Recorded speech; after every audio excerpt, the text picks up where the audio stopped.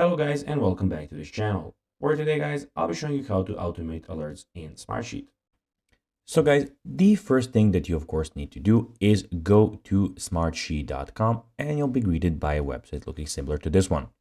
Now, when you did that, you just need to go and log into your profile.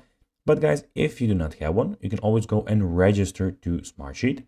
But guys, if you do not know how to do that, you can always go to our YouTube channel where we have plenty of how to Smartsheet videos where you can see how you can do this. Now guys, that we got that out of the way, let's see what we actually have in front of us here. So as you can see here, we have the Smartsheet website where we can go and start from the home screen. So here we have some things that are suggested for us. So we can go and create a new Smartsheet here. Here we have our notifications, which I at the moment don't have any, but be sure when you have some, they will appear here. Here you have your folders, so you can browse here from your work apps, sheets, workspace, and deleted items. Here guys, you have the recently opened, and here you have your favorites.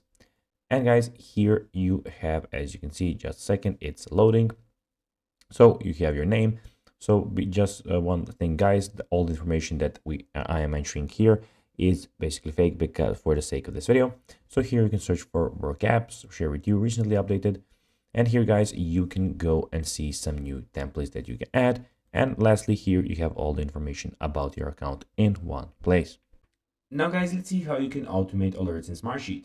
Well, you can use automated notifications to receive update requests, approval requests, and reminders via email every time a specific action trigger or workflow. And guys, that will be everything for this video. I hope that you found this video informative.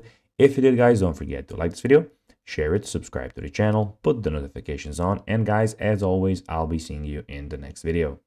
Bye guys.